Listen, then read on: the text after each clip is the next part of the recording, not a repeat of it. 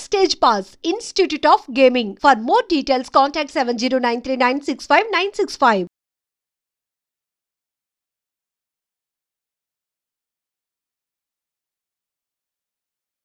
Welcome to I dream. బేసిక్గా మనం ఎంతో మంది ఇన్ఫ్లుయెన్సర్స్ని కానీ లేకపోతే యూట్యూబర్స్గా చాలామందిని మనం చూస్తూ ఉంటాం. కొంతమంది మాత్రం మనందరి ఫేవరెట్ అయిపోతుంది, చాలా ఇన్స్పిరేషన్ అయిపోతుంది. ఎన్నో లొకేషన్స్ని తను చేసే వీడియోస్లో మనకి కనిపిస్తూ ఉంటాయి. అన్నిటికన్నా ముఖ్యంగా ఫ్యామిలీ లైఫ్ని లీడ్ చేస్తూ పిల్లల్ని చూసుకుంటూ అటు హస్బెండ్కి కావాల్సినటువంటి వర్క్స్ అన్నీ ఫినిష్ చేసుకుంటూ తను కూడా వీడియో వ్లాగ్స్ చేస్తున్నారు అంటే అది చాలా పెద్ద మల్టీ టాస్క్ అనే చెప్పాలి. బట్ అలాంటి తను వీడియోస్కి మాత్రం కొన్ని ల్యాక్స్ ఆఫ్ పీపుల్లో ఫాలోవర్స్ ఉన్నారు, ఫ్యాన్స్ ఉన్నారు. అది యూట్యూబ్లో అయినా ఇన్స్టాగ్రామ్లో అయినా. తన వీడియో కోసం ఎస్పెషల్లీ తను ఏ వ్లాగ్ చేస్తారా, ఈరోజు ఏం పోస్ట్ పెడతారా, ఈరోజు ఏ వీడియోని పబ్లిష్ చేస్తారా అనేది చాలా ఎక్కువగా ఫ్యాన్స్ వెయిట్ చేస్తూ ఉంటారు. అలా వెయిట్ చేసే ఫ్యాన్స్ అది చాలా బ్యూటీ థింగ్ అనిపిస్తూ ఉంటుంది. సో అలాంటి ఇన్స్పిరేషన్ ఉమెన్ ఈరోజు నాతో పాటు ఉన్నారు. సో మన అందరి ఫేవరెట్ అనమాట. అండ్ తన స్లాంగ్ అయితే చాలా చాలా నచ్చుతుంది అందరికీ. సో మరి ఎవరని అనుకుంటున్నారు కదా, అండ్ బ్యాంకాక్ పిల్ల మన శ్రావణి గారు నాతో పాటు ఉన్నారు. సో తనతో మాట్లాడి చాలా విషయాలు తెలుసుకుందాం. Hi ma'am, welcome to India. Thank you. Welcome to I dream. Thank you. ఎలా ఉన్నారు? బాగున్నానండి. బాగున్నారు, సూపర్. అందరిలో ఫేవరెట్ థింగ్ ఏంటి అంటే మీరు ఈరోజు ఇలా వచ్చేసాం, ఫేస్కి ఏదో పెయింట్ వేసింది, అది చూస్తే పకోడీ అయిపోయింది. అసలు నన్ను నేనే ట్రోల్ చేసుకుంటా. ఎంత న్యాచురల్గా చెప్తారు, అసలు చాలా చాలా బాగుంటాయి మీ వీడియోస్ అన్నిటికీ కూడా. సో ఐఎమ్ ద అంటే అంతమంది ఫ్యాన్స్లో నేను కూడా ఒక ఫ్యాన్ అనమాట. అవునా? Thank you. సో అంత ఫాలో అవుతూ ఉంటాను మీ ప్రతి వీడియో, మీ ప్రతి వ్లాగ్ కూడా. సో అన్నిటికన్నా ముఖ్యంగా ఫస్ట్ ముందు తెలుసుకునేది ఫ్యామిలీ బ్యాక్గ్రౌండ్ ఏంటి? డాడీ వాళ్ళు మాది యాక్చువల్లీ విజయనగరం, పుట్టి పెరిగింది అంతా విజయనగరమే. మా హస్బెండ్ వాళ్ళు పెరుమాలి, బట్ వాళ్ళు స్టడీస్ కోసం అని చెప్పి విజయనగరం వచ్చేసారు. ఓకే. ఇంకా మోస్ట్లీ ఏంటంటే ఇద్దరం ఒక ఏరియాలోనే ఉండేవాళ్ళం అనమాట. మా అత్తయ్య వాళ్ళు మమ్మీ వాళ్ళు ఒక ఏరియాలోనే ఉండేవాళ్ళు. సో అలా చూసి పిల్లల్ని అబ్జర్వ్ చేసి వాళ్ళు నన్ను అండ్ మా పేరెంట్స్ అతన్ని అబ్జర్వ్ చేసి ఇలా పెళ్లి చేస్తే బాగుంటుందని చెప్పి వర్మ గారిని ఇచ్చి పెళ్లి చేశారు. అంటే యాక్చువల్గా పేరెంట్స్ అనుకున్నారా, పేరెంట్స్ కన్నా ముందు సారు మీరు అనుకున్నారా? అలా లేదు, అస్సలు తెలీదు. అసలు తెలీదు, ఎప్పుడు చూడలేదు. Okay okay. ఒకటే ఏరియా అయినా కానీ అసలు ఎప్పుడు చూడలేదు. ఓకే. మహా అయితే ఒక 3-4 lanes డిఫరెన్స్ ఉంటుంది అంతే. అంతే. సో మొత్తానికైతే అరేంజ్ మ్యారేజే? అరేంజ్డ్. No love marriage? కాదు. కానీ చాలా మంది మీది లవ్ మ్యారేజ్ అని స్టార్టింగ్ లో చాలా మంది అడిగేవారు, ఈవెన్ రిలేటివ్స్ లో కూడా. అంత ఒక్కటే ప్లేస్ లో ఉండి అరేంజ్డ్ అని చాలా మంది డౌట్ వచ్చింది అనమాట. బట్ అలా కుదిరేసింది అంతే. సో కంప్లీట్గా ఎడ్యుకేషన్ కూడా విజయనగరంలోనే. ఏం చదివారు? బీటెక్ చదువుకున్నారు. Super. And Varma sir direct starting బ్యాంకాక్లో జాబా లేకపోతే? లేదు, ఫస్ట్ మైసూర్లో వర్క్ చేశారు. Okay okay. ఇన్ఫోసిస్లో. ఓకే. అండ్ తర్వాత కేరళ వచ్చారు, త్రివేంద్రంలో ఉండేవారు. అండ్ ఆ తర్వాత యాక్చువల్లీ కేరళలో ఉండే టైంలో ఎంగేజ్మెంట్ అయిందనమాట. అప్పుడు నేను బీటెక్ 3rd year. ఓకే. ఓ, బీటెక్ 3rd year లోనే మీకు ఎంగేజ్మెంట్? అయ్యో, ఎడ్యుకేషన్ కంప్లీట్ అవ్వకముందే ఎంగేజ్మెంట్ అయిపోయింది. అంటే మమ్మీకి కొంచెం హెల్త్ ఇష్యూస్ ఉండడం వల్ల ఒంట్లో బాగోకపోవడం, సో వాళ్ళు ఏదో భయపడి మనం మంచిగా ఉండేటప్పుడే అమ్మాయికి పెళ్లి చేయాలి అని అప్పటి నుండి స్టార్ట్ చేశారనమాట. ఓకే. సో అలా మొదలైంది. సో మీ మ్యారేజ్ టైంకి సార్ ఎంగేజ్మెంట్ టైంకి కేరళలో ఉండేవారు, అండ్ పెళ్ళి అయిన తర్వాత హైదరాబాద్కి షిఫ్ట్ అయ్యారనమాట. ఓకే. సో కొన్ని ఇయర్స్ మీరు హైదరాబాద్లో కూడా ఉన్నారు? 1.5 years ఉన్నాం హైదరాబాద్లో. 1.5 years? అయ్యో, మాకు ఈ బ్యాంకాక్ పిల్ల హైదరాబాద్లో ఉన్నప్పుడు తెలియలేదు. అవునా? లేదు, అప్పుడు అవ్వలేదు ఇంకా బ్యాంకాక్ పిల్ల. Okay okay okay. కానీ ఒక్కటి ఏంటంటే అండి, వీడియోస్ అన్ని నేను ఎక్కడి నుండి స్టార్ట్ చేయాలో కూడా తెలియట్లేదు. బ్యాంకాక్ వెళ్ళారు. సో బ్యాంకాక్ అనగానే ప్రతి ఒక్కళ్ళు ఎలా ఉంటుందంటే అది ఒక టూరిజం ప్లేస్ అనేది ఫస్ట్ థింగ్. బ్యాంకాక్ అనగానే అబ్బాయిలు ఆహా ఓహో మీరు బ్యాంకాక్ వెళ్తున్నారు అని ఒక థాట్లోకి వెళ్ళిపోతారు. సో నిజంగా అక్కడ అమ్మాయిల్ని కూడా చాలా మంది టూర్స్ వెళ్ళే వాళ్ళు అండ్ కపుల్స్ వెళ్ళే వాళ్ళు కూడా చాలా రీల్స్ చేస్తూ ఉంటారు. అవును. అందరు అమ్మాయిలు లైన్లో ఉంటే వాళ్ళ హస్బెండ్కి ఐస్ క్లోజ్ చేసి తీసుకెళ్ళడం, అంటే ఈ కైండ్ ఆఫ్ అవేర్నెస్ అనేది ఇటు మన ఇండియా సైడ్ ఉంటుంది. బ్యాంకాక్ అనగానే ఒక థాట్, అంటే పీపుల్ ఎందుకు అలా తీసుకుంటారంటే అక్కడ ఏదైతే చూస్తారో అది మనకి ఇక్కడ ఇండియాలో కనిపించదు. ఫస్ట్ థింగ్, ఆ నైట్ లైఫ్ అనేది ఇండియాలో మనకి చాలా తక్కువ. అంటే మేబీ ఢిల్లీ అటుపక్క మనకి ఉండొచ్చేమో, ముంబై ఢిల్లీ అటుపక్క. బట్ ఇటుపక్క మన ఆంధ్ర తెలంగాణ సైడ్ అయితే నైట్ లైఫ్ అని అలాంటిది ఏది మనకి ఇక్కడ ఉండదు. బట్ అదేంటంటే ఇక్కడ నుండి వచ్చిన పీపుల్కి అక్కడ చాలా అది డిఫరెంట్గా అనిపిస్తుంది అనమాట. సో మన కల్చర్ వేరు, వాళ్ళ కల్చర్ వేరు కాబట్టి సో వీళ్ళు ఏదైనా కొంచెం డిఫరెంట్గా ట్రై చేయాలి అని పీపుల్ చూపించాలని రకరకాలుగా ఎక్స్ప్లోర్ చేస్తుంటారు. కానీ అక్కడ నిజంగానే ఫ్యామిలీస్కి కానీ ఫీమేల్స్కి కానీ రెస్పెక్ట్ ఎలా ఉంటుందండి అక్కడ? చాలా బాగుంటుందండి. కానీ అది మీ వీడియోస్ ద్వారా తెలిసింది మాకు కూడా. మరి అంటే యాక్చువల్లీ నాకు తెలిసిన కంట్రీ, నేను ఇండియా నుండి దాటి అడుగుపెట్టిన కంట్రీ ఒక్కటే కంట్రీ, అది కూడా థాయిలాండ్. సో నాకు తెలిసిన మట్టుగా ఇప్పటి వరకు చాలా రెస్పెక్ట్ చేస్తారు. మన ఇండియన్స్ని కూడా చాలా మంచిగా రెస్పెక్ట్ చేస్తారు. ఓకే. సో ఎన్ని ఇయర్స్ అవుతుంది మీరు బ్యాంకాక్ వెళ్ళి? ఆల్మోస్ట్ 9 to 10 years అయిపోతుంది. Oh my god, 9 to 10 years అయిపోతుంది. అసలు తెలియలేదు. 2016లో 2016 పాప పుట్టిన ఇయర్లోనే. Okay okay okay. పాప బేబీ అప్పుడు తీసుకెళ్లారు. సో మీరు ఈ వ్లాగ్స్ అనేది ఎలా వచ్చింది థాట్? నాకు ఎడిటింగ్ అంటే చాలా ఇష్టం. ఓ, ఎడిటింగ్ చాలా ఇష్టం అనమాట. పిచ్చి పిచ్చిగా చేసేదాన్ని. బీటెక్ అయిపోయి అదే పెళ్ళైన వెంటనే ఒక ఫోన్ వచ్చింది చేతికి. అప్పటి వరకు మన చేతిలో ఫోన్ కూడా ఉండేది కాదు. ఇప్పుడు జనరేషన్తో మారిపోయింది అనుకోండి, అదే షాక్ అవుతుంటాం అనమాట. సో చేతికి ఫోన్ రాగానే అదే అలా ఏదో ఒకటి చేయడం. సో బేసిక్గా నాకు ఎలా అంటే నన్ను నేను స్క్రీన్స్లో చూసుకోవడం ఇష్టం. ఓకే. నన్ను నేను సో ఏదైనా మ్యూజిక్కి మన వీడియో క్లిప్ పెట్టి రకరకాలుగా ఎడిటింగ్ అనేది చేసేదాన్ని అనమాట అప్పట్లో. పెళ్లి తర్వాతే. మేము ఇక్కడ హైదరాబాద్కి వచ్చిన తర్వాత రామోజీ ఫిల్మ్ సిటీ అని ఇంకా చాలా ప్లేసెస్కి తీసుకెళ్లేవారు తిను. సో అప్పటికే మనకి ఫోన్ అనేది కొత్తగా అలవాటు. సో అందులో కెమెరా ఉంది అంటే అది ఇంకా కొత్త విషయం కదా. సో విపరీతంగా ఫొటోస్ వీడియోస్ ఫుల్గా అనమాట నిండిపోయేలా తీసేసుకునే వాళ్ళం. తీసేసుకొని అవి ఎక్కడ అప్లోడ్ చేయాలో తెలియక అదే ఎన్ని హార్డ్ డిస్క్లను పెడతాం. సో అలాగా హార్డ్ డిస్క్లో పెట్టినవి మళ్ళీ అంత ఈజీ కాదు. ఎప్పుడైనా చూసుకోవాలి అనుకుంటే మళ్ళీ తీసి చూసుకోవడం కూడా డిఫికల్ట్. సో మేము అప్పుడు ఒక థాట్ వచ్చింది అనమాట. అది మా హస్బెండ్ ఇలా ఎందుకు యూట్యూబ్లో ఒక అకౌంట్ ఉంటుంది, దానికి నువ్వు పెట్టేయాల్సినవన్నీ పెట్టేసి ప్రైవేట్లో ఉంచేసుకుంటే సరిపోతుంది, ఎవరికి కనపడదు కూడా, మనకి మెమరీ కూడా మంచిగా సేవ్ అవుతుంది, నచ్చినప్పుడు డిలీట్ చేసుకోవచ్చు అని చెప్పి ఫస్ట్ థాట్ అది. ఓకే. ఆ పర్పస్ మీదే మేము యూట్యూబ్ ఛానల్ క్రియేట్ చేయడం జరిగింది 9 years బ్యాక్ స్టార్ట్ చేశారు. కానీ మీకు పాపులారిటీ అనేది ఎప్పటి నుండి స్టార్ట్ అయింది? నాకు 2022 అండి. 2022లో. సో సడన్ గా అది బ్యాంకాక్ పిల్ల ఛానల్ తో స్టార్ట్ అయింది. ఐ థింక్ ఫస్ట్ దీపావళి వీడియోనా? దీపావళి కాదు, అమ్మవారిది. ఫస్ట్ నేను అమ్మవారి వీడియో యా, ఏదో సమ్ డివోషనల్ వీడియోని ఫస్ట్ వీడియో. నాకు యాక్చువల్లీ అమ్మవారు అంటే చాలా ఇష్టం అనమాట, సెంటిమెంట్ కూడా. సో అంటే ఇది వరకు పెట్టిన ఛానల్స్ అన్ని జస్ట్ నార్మల్ ఏదో మన ఈ మెమరీ ఇష్యూస్ కోసం పెట్టింది అనమాట. బట్ ఈ బ్యాంకాక్ పిల్ల అనేది రీసెంట్గా స్టార్ట్ చేశాను కదా 2022లో. సో అదేంటంటే కొంచెం మంచిగా ఎడిటింగ్ చెయ్యాలి, కొంచెం నలుగురు చూడాలి వీడియోస్ని పబ్లిక్ చెయ్యాలి అన్న కాన్సెప్ట్తో చేశానమాట. సో అలా స్టార్ట్ చేసినప్పుడు ఖచ్చితంగా దేవుడితో స్టార్ట్ చేద్దాము డెవోషనల్గా అని చెప్పి అమ్మవారిని చూపించాను అనమాట. అక్కడ దసరా ఉత్సవాలు చాలా బాగా జరుగుతాయి. దసరా ట్రూ.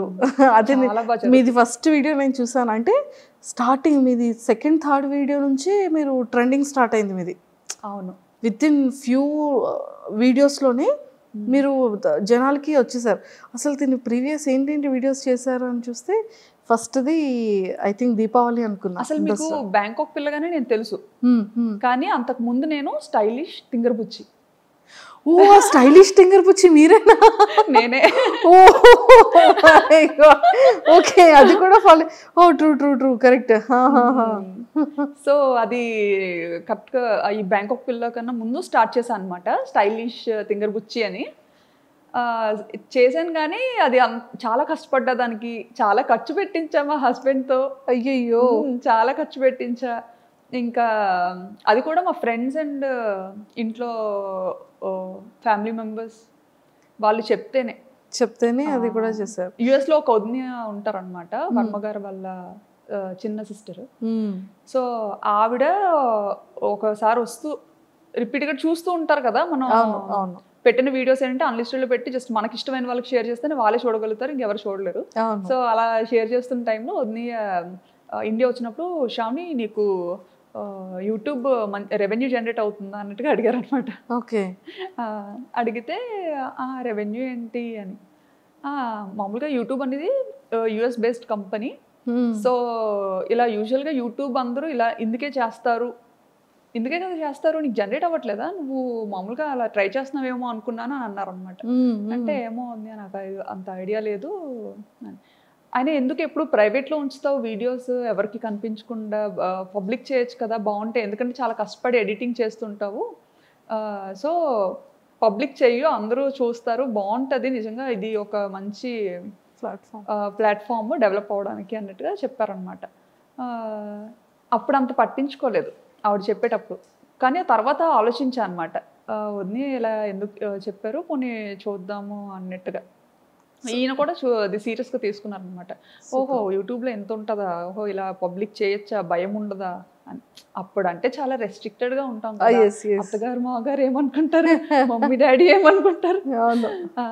సో అలాంటి ఫ్యామిలీ నుండి వచ్చాను కాబట్టి ఇంటెన్షనల్ కూడా ఉంటుంది. సో వచ్చిన ఆవిడ చెప్పినా సరే అప్పుడు వెంటనే అంత సీరియస్గా తీసుకోలేదు. అవునా ఉంది అని అన్నాను, కానీ మళ్ళీ ప్రైవేట్లోనే పెట్టేదాన్ని. ప్రైవేట్లో చాలా కష్టపడి ఎడిట్ చేసిన సరే ప్రైవేట్లోనే పెట్టుకొని నాకు నేనే చూసుకొని ఈజీగా. అంటే మనము వేరే కంట్రీలో ఉన్నప్పుడు స్టేటస్ ఎక్కువసేపు పెట్టలేము, అప్పుడు స్టేటస్ ఆప్షన్ ఉందో లేదో కూడా తెలియదు. వీడియోని డైరెక్ట్గా చాట్లో షేర్ చేయాలన్నా పెద్ద పెద్ద వీడియోస్ ఉండేవి, షేర్ చేయడం కష్టమయ్యేది అనమాట. సో ఇది బాగా ఈజీ అనిపించేది మమ్మీ డాడీకి. అంటే మేము ఉన్న ప్రతి మూమెంట్ని మంచిగా క్యాప్చర్ చేసి మన పేరెంట్స్కి చూపించాం. మెయిన్ ఏంటంటే అసలు మా మమ్మీ డాడీ బయటకు అసలు ఈయన వెళ్తారు అంటే నన్ను ఇచ్చి పెళ్లి చేయకపోనేమో. ఫస్ట్ నుంచి అనుకునేవారు అమ్మాయి ఎప్పుడు మనకి దగ్గరలోనే ఉండాలి, బయటికి అసలు ఎప్పుడు పంపొద్దు అని. ఓ మై గాడ్, అలాంటిది పాపం అది ఎలా ఫీల్ అయ్యారు? అంటే లైక్ ఇంత లాంగ్ రావడం, సో అది మమ్మీ వాళ్ళకి తెలిసిన తర్వాత మమ్మీ డాడీ రియాక్షన్ ఏంటి అసలు? ఎక్స్పెక్ట్ చేసి ఫస్ట్ కెనడా వెళ్ళాల్సింది తను అనుకున్నారు కెనడా వెళ్దామని చెప్పి.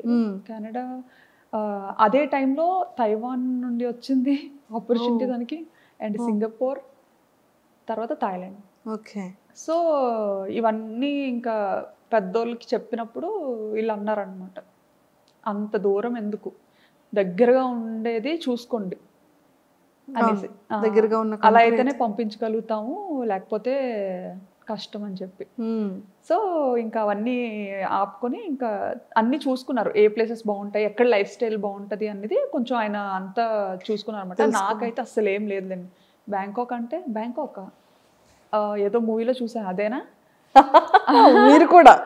అంతే, ఏదో మూవీలో చూసాను బ్యాంకాక్ అంటే ఓకే ఓకే మంచిదేనా వెళ్ళొచ్చా అని. వెళ్ళొచ్చా అంటే ఇంకా ఈయన అదేం కాదులే, వెళ్ళి చూద్దాం, బాగుంటే ఉండొచ్చు, లేదంటే రిటర్న్ అయిపోవచ్చు అని చెప్పి. సో ఆ థాట్ మీద థాయిలాండ్కి ఫిక్స్ అయ్యామన్నమాట. నిజంగానే 9 years బ్యాక్ అంటే హైదరాబాద్ అంటే ఓకే, జస్ట్ 1 day 12 hours వెళ్ళిపోవచ్చు, ఫ్లైట్ అయితే 1 hour వెళ్ళిపోవచ్చు. ఓకే. కానీ బ్యాంకాక్ అనగానే కొన్ని అవర్స్ జర్నీ ఉంటుంది, అండ్ ఫ్రీక్వెంట్గా రావడానికి అవ్వదు, ఎప్పుడు కావాలంటే అప్పుడు కాల్ చేయడానికి ఆ నెంబర్స్ వేరుంటాయి. సో అప్పటి వరకు పేరెంట్స్ దగ్గర ఉన్న శ్రావణి గారు సడన్గా అంత లాంగ్ అనగానే మీ రియాక్షన్ ఏంటి, పేరెంట్స్ రియాక్షన్ ఏంటి? నేను అనుకున్నాను యాక్చువల్లీ వెళ్తే ఉండగలనా లేదా అని. బట్ ఈయనకి ఏంటంటే అది ఒక డ్రీమ్ అనమాట, అబ్రాడ్ వెళ్ళాలని ఒక డ్రీమ్. సో ఆపర్చునిటీ వచ్చింది, మన వల్ల ఎందుకు అది పోవాలి. సో తను ఇష్టపడుతున్నారు కదా, పోనీ ట్రై చేద్దాం, డాడీ వాళ్ళకి నెమ్మదిగా చెప్పొచ్చు అనేసి ఇంకా మమ్మీ డాడీతో మాట్లాడి చూస్తాం డాడీ, అది అక్కడేం పర్మనెంట్ కాదు, జస్ట్ వర్క్ మీద వెళ్తున్నాము, మనకు నచ్చితే ఉంటాము, లేదంటే మళ్ళీ మన ఊరికే వచ్చేస్తాము అన్నట్టుగా చెప్పామన్నమాట. ఓకే, ఇప్పటికైనా అంతేలేండి, ఎప్పటికైనా ఇక్కడికే వచ్చేయాలని, అవును అవును, ఇండియాలోనే సెటిల్ అవ్వాలని. సూపర్. సో అలా ఒప్పించి పేరెంట్స్ని వెళ్ళాం. అలా వెళ్ళడం జరిగింది. సో అక్కడికి వెళ్ళిన తర్వాత మీరు కన్సీవ్ అయ్యారా? లేదండి, ఇక్కడ హైదరాబాద్ పుట్టిన తర్వాత ఆ ఆపర్చునిటీ వచ్చింది ఈయనకి. పాప 5th monthలో తెలిసింది, పాప 8th monthలో ఈయన ఫస్ట్ వెళ్ళిపోయారనమాట. ఓకే, నేను ఫస్ట్ వెళ్ళి అన్నీ మంచిగా సెట్ చేసి అంతా చూసుకొని అప్పుడు మీకు చెప్తాను, ఈలోపు వీసా పనులు కూడా అవుతుంటాయి కదా, అది చేసుకొని మీరు స్టార్ట్ అవ్వండి అని చెప్పి ఈయన ఫస్ట్ వెళ్ళిపోయారు ఒక ముందు. అక్టోబర్లో వెళ్ళిపోయారు. అక్టోబర్. నేను కరెక్ట్గా పాపకి 9 months అనుకుంటాను, నవంబర్లో నేను వెళ్ళాను అనమాట. నేను ఒక్కదాని పాపతో. ఆయన ఏంటంటే వెళ్ళిన తర్వాత మళ్ళీ రిటర్న్ అవ్వకూడదు అంత వేగంగా. సో నేను ఒక్క పాప 9 months బేబీని తీసుకొని ఫస్ట్ టైం అసలు ఏం ప్యాక్ చేసుకోవాలో తెలీదు, ఎలా ప్యాక్ చేసుకోవాలో తెలీదు, అంత లగేజ్,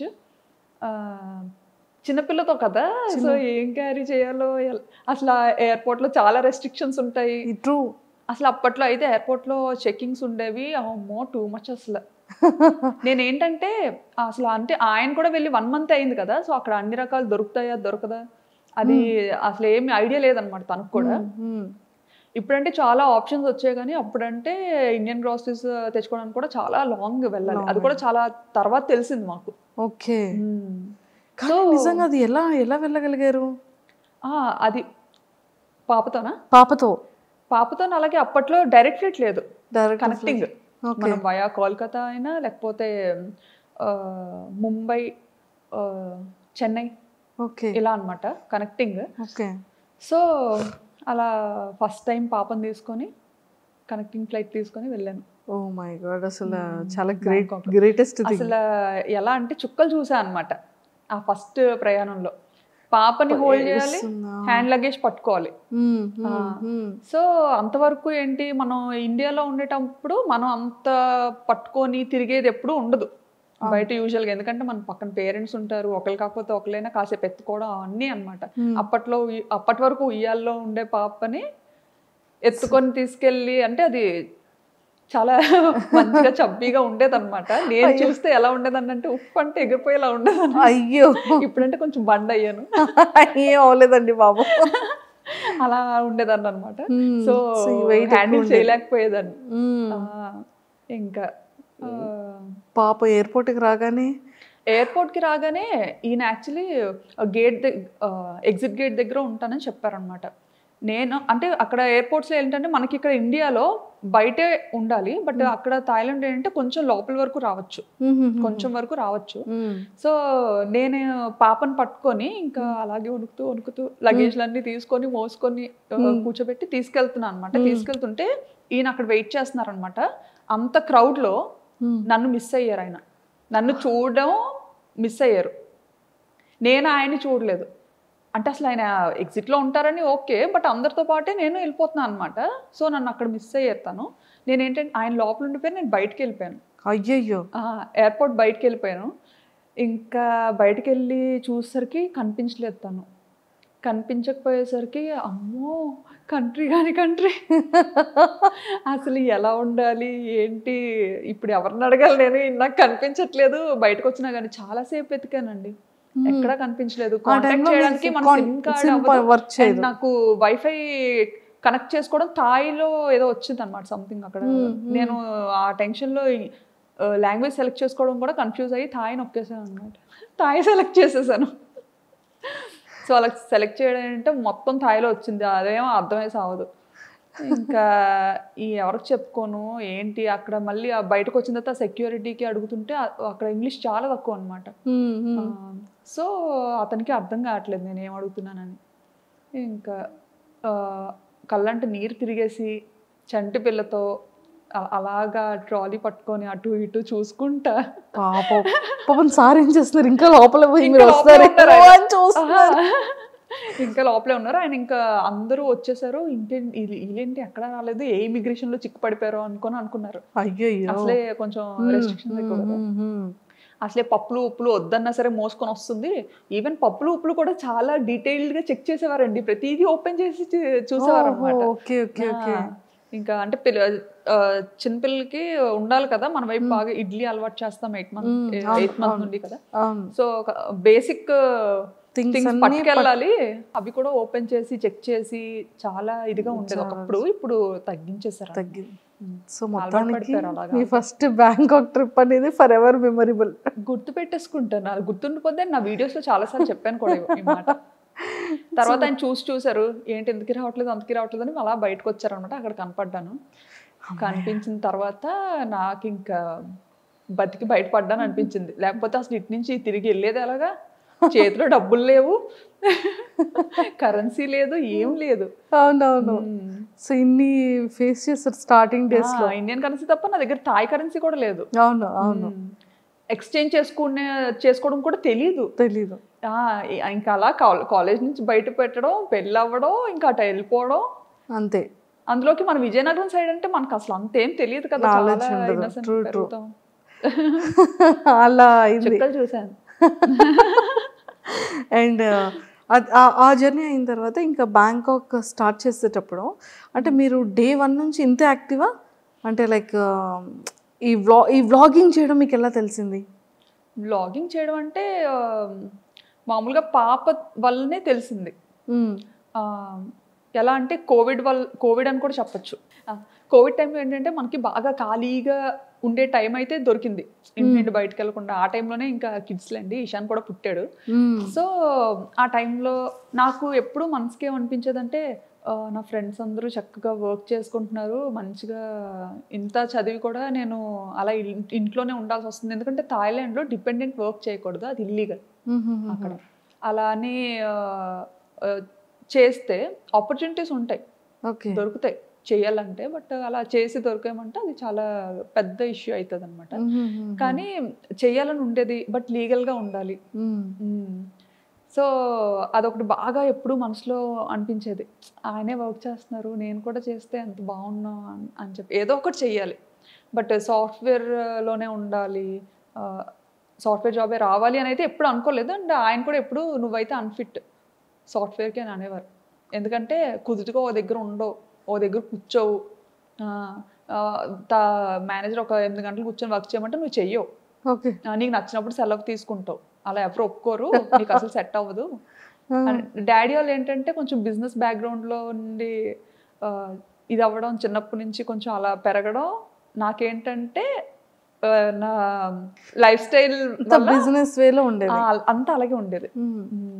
అంటే ఇంకా అంతా మనకు నచ్చినప్పుడే చేయాలి, మనకు నచ్చినప్పుడే ఉండాలి. అది అలవాటు అయిపోయింది. అలవాటు అయిపోయింది. నాన్నగారు వాళ్ళది ఏంటి బిజినెస్? డాడీ వాళ్ళకి రెస్టారెంట్ ఉంది. 30 years నుండి, ముత్తాతల నుండి అంతా రెస్టారెంట్ బిజినెస్. ఓకే, విజయనగరంలో. ఏంటండి నేమ్? మీసాల్ రాజ్ గారు hotel. Okay okay okay, super. So అలాగా యూట్యూబ్ అలా స్టార్ట్ చేయాలనిపించింది? యూట్యూబ్ అలా స్టార్ట్ చేయాలని అనిపించలేదులేండి. అంటే ఏదో అవుతాను అని అయితే చేయలేదు. ఈ ఏంటంటే ఇంకా పిల్లతో థాయిలాండ్ ట్రావెల్ వెళ్ళినప్పుడు నాకు అక్కడ పాపకి ఎలాంటిది చేసి పెట్టాలి, ఫస్ట్ కిడ్ కదా, ఏం తెలీదు. ఇక్కడ ఉండేటప్పుడు ఏంటంటే ఇంకా అత్తయ్యో మమ్మీయో టైం టు టైం వాళ్ళకి ఏం చేసి పెట్టాలి, ఎలా చేసి పెట్టాలి అంతా అలా చూసుకునేవారు అనమాట, తినిపించడంతో సహా. సో నాకు అసలు అంత ఏం పని ఉండేది కాదు.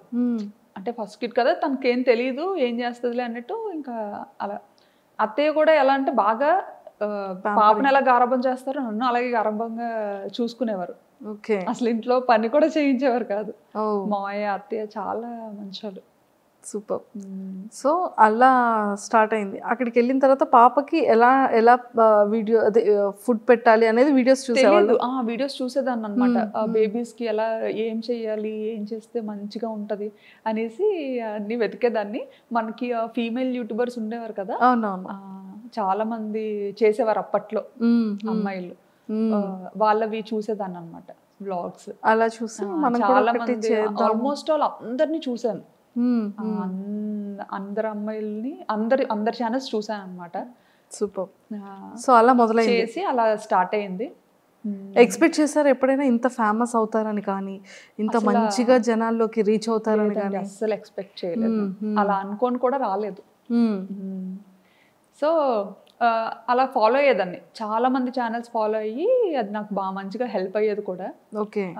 చక్కగా అలా ఫాలో అయ్యి అంతా చేసుకొని ఆ బుడ్డిదాన్ని నెమ్మదిగా ఏదో అలా పెంచేదాన్ని అనమాట. అప్పటికి అక్కడ థాయిలాండ్లో ఉండలేక ఇండియాకి థాయిలాండ్కి yearly 3 times up and down చేసేదాన్ని. అప్ అండ్ డౌన్ చేసేదాన్ని. వెళ్ళేసరికి అంత ఫేస్ చేసిన తప్ప ధైర్యం వచ్చింది అనమాట.